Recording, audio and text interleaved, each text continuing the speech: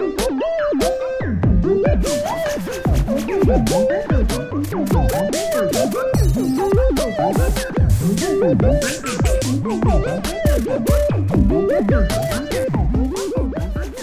I'm going to show you how I would use Ableton Live in a live situation as my host DAW.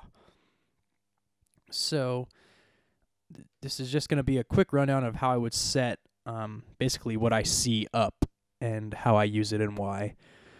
So you see I've got some strips here and then my master section and then a bus over here, return track.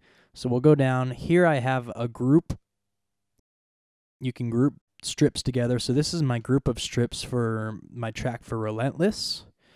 Then this is my group of strips for my track for All Sons and Daughters, Great Are You Lord. Then I have a strip of groups of cues, band cues. I have my click strip, my drum loop strip, and then my channel of Omnisphere. And so how I have this set up is I have every song over here in the master scene sections. And so whenever I launch a song, it has the BPM written right next to it. And so what that does is, if you've seen in my previous video how to interface a Strymon timeline and a Line 6 M5, that'll send the MIDI clock sync to my MIDI capable devices and sync all of them up into tempo. And basically lets me play in time with my delays and my arpeggiation or anything I do like that. And so, but that's how I just launch things.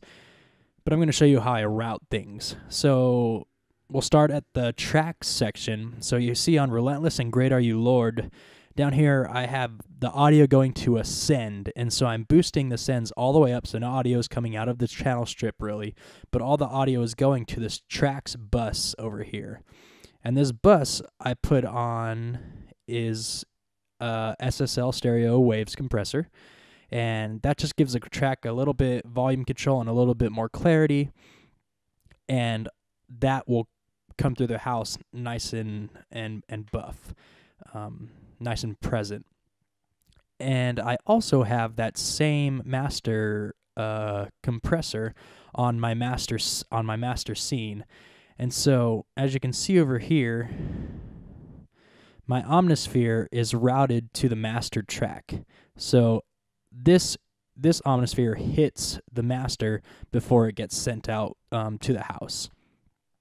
And I'll show you how to do that in just a little bit.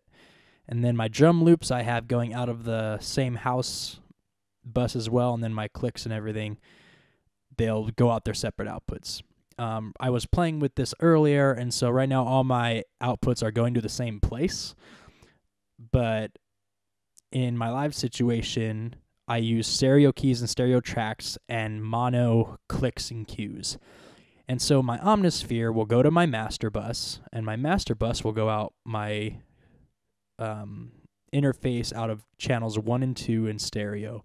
And then, like I said, the Relentless and the Great Are You Lord tracks group together and go to the track bus, and those go out my stereo 3 and 4. And then my clicks and cues, I will send out normally out of some obscure channel like 9 or something, just so I know that it's completely separated from the rest of the tracks. And then my drum loops as well will go out either my master bus, or sometimes I will route them to my tracks bus. It just depends. This week it was just some tambourine, and so it didn't need to be incredibly present in the mix.